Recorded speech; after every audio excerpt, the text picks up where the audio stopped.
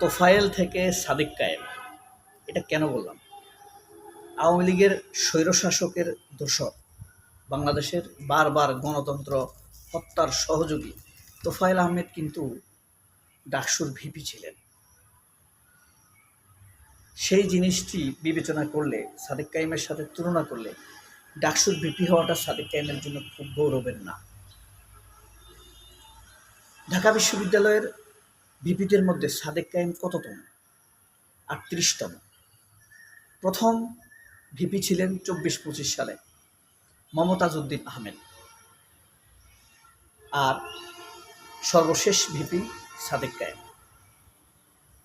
কিন্তু প্রথম ভিপি মমতাজ উদ্দিন আহমেদ থেকে আসম রব পর্যন্ত, অর্থাৎ স্বাধীনতার আগে পাকিস্তানের শেষ নির্বাচন, শেষ ভিপি সাদিক ২৯তম ভিপি ছিলেন তোফায়েল আহমেদ। তোফায়েল আহমেদ কিন্তু পাকিস্তানের ভিপি। ৬৮-৬৯ সালে ভিপি ছিলেন তোফায়েল আহমেদ, আর ৬৯-৭০ ছিল আসম আব্দুর রব। ৩০তম ভিপি ছিল আসম আব্দুর রব। অর্থাৎ স্বাধীনতার আগে ২৪ বছরে ৩০ জন ভিপি হয়েছে বাংলাদেশ। নির্বাচনগুলো সুন্দরভাবে হয়েছে মোটামুটি। আর কথিত স্বাধীনতার পরে ৯ বার নির্বাচন হয়েছে। তো কথিত স্বাধীনতার পরে প্রথম ভিপি হয়েছে মুজাহিদুল ইসলাম সেলিম, সিপিবি, প্রথম আলো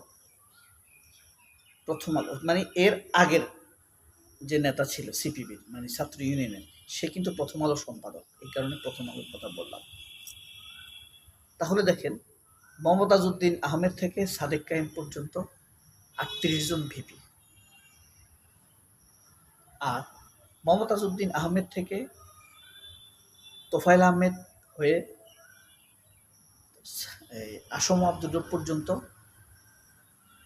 ৩০ জন ভিপি। অর্থাৎ ১৯২০ সালে ঢাকা ইউনিভার্সিটি হয়েছিল, ২০ সাল থেকে ৪৭ সাল পর্যন্ত ৩০ জন ভিপি। ২৭ বছরে ৩০ জন ভিপি হয়েছে।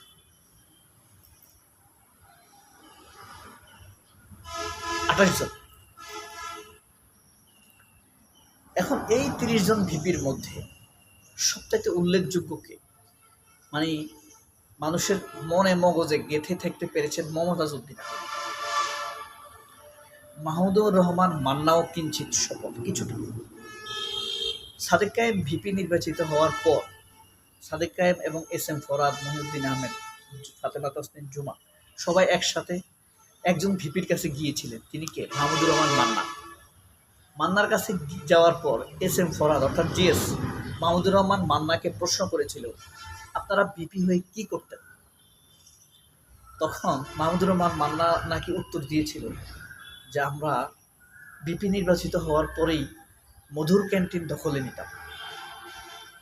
কে কতগুলো বেঞ্চ দখলে রাখতে পারে, কে কতগুলো সিট দখলে রাখতে পারে, সেগুলোর জন্য আমরা লড়াই করতাম।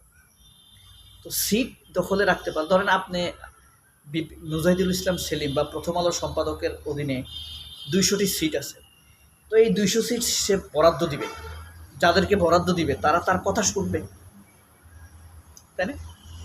আবার ঠিক একইভাবে ধরেন অন্য পার্টির একজন জিতেছে, AGS অন্য পার্টিতে জিতেছে, সে 50টা সিট পেল, সে 50টা সিট যাদেরকে দিবে তারা তার কথা শুনবে, কথা মতো চলবে, মিছিলে যাবে, আর ক্যান্টিনে ফ্রি খাবে। এই ছিল তাদের সাফল্য অ্যাক্টিভিটিস। আর ইসলামিক কোনো কর্মকাণ্ড হলে সেটার বিরুদ্ধে প্রতিবাদ জানানো, মিছিল করা, এটাই ছিল ডাকসুর কর্মকাণ্ড। ফালতু কর্মকাণ্ড করেছেন ডাকসু। আর সাদেক কায়েমরা কি করছে? সাদেক কায়েমরা এই ডাকসুতে সিটের সমস্যা সাধ্যমতো চেষ্টা করছে। সাদেক কায়েম নিজে হলের সিট ছেড়ে দিয়েছে, নিজে সিট ছেড়ে দিছে। মাস্টার শেষ, মহিউদ্দিন আহমদ নিজে সিট ছেড়ে দিছে, মাস্টার শেষ। বুঝতে পারছেন? এরপরে ক্যান্টিনে এরা ফ্রি খায় না, তোফায়েল ফ্রি খাইত। তোফায়েলের কথা কেন বলছি? তোফায়েলকে বর্ষিয়ান নেতা বলা হয়। বর্ষিয়ান শব্দের অর্থ কি? কি বর্ষণ করেছেন তিনি জাতির জন্য?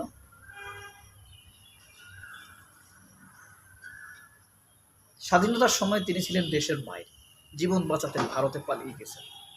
9 মাসের গৌরবান্বিত মুক্তিযুদ্ধ তাদের। এসে হয়ে গেছে সে অবিসংবাদিত নেতা। এরপরে সে হইল কি? গণ অভ্যুত্থানের মহানায়ক। আইয়ুব খান হইল পাকিস্তানে, এখান থেকে 1400 কিলোমিটার দূরে, পশ্চিম পাকিস্তানে। আর ঢাকায় নাকি সে আন্দোলন করে আইয়ুব খানের পতন ঘটাইছে। তোফায়েল, হাস্যকর না?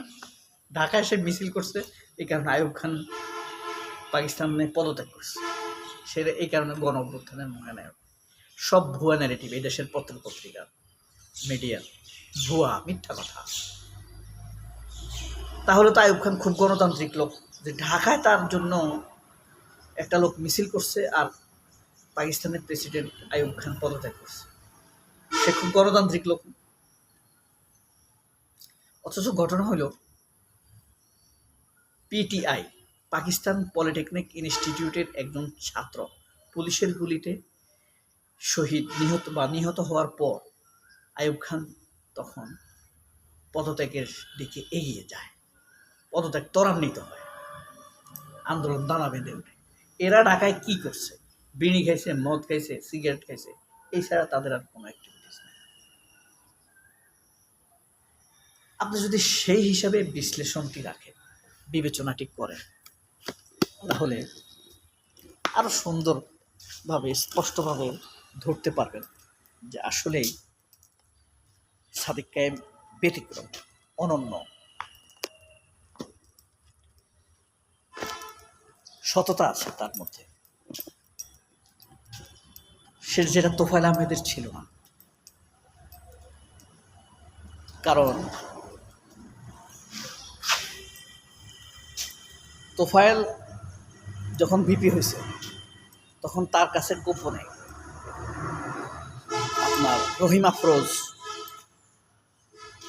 আদমজি গ্রুপ, ইস্পাহানি, এখন মেরিডিয়ান শিপস আছে না, ইস্পাহানি, তারা কিন্তু পাকিস্তান থেকে আসা আর এদেশ থেকে যায় নাই। তারা কিন্তু শিয়া, ভালো ভালো ব্যবসায়ী, খুব সৎ ব্যবসায়ী। এরা এসে এসে তোফায়েল আহমেদকে টাকা দিয়ে দেখা করে বলতো, আমাদের ব্যবসাগুলোর বিরুদ্ধে তুমি মিছিল করিও না। টাকা নিত তাদের কাছ থেকে, বুঝতে পারছেন? কিন্তু দেখেন সাদেক কায়েমের মধ্যে এসব ন্যূনতম সামান্য কর্মকাণ্ডের ছিটেফোঁটা দেখেছেন? নাই।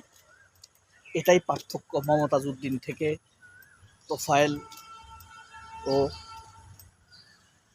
আসম রব, আর স্বাধীনতার পর সেই মুজাহিদুল ইসলাম সেলিম থেকে সাদেক কায়েম। সাদেক কায়েম ভালো থাকুক, আমরাও সবাই ভালো থাকি, আল্লাহ আমাদের সবাইকে ভালো রাখুক। সবাই অনেক ভালো থাকবেন। আল্লাহ হাফেজ, আসসালামু আলাইকুম।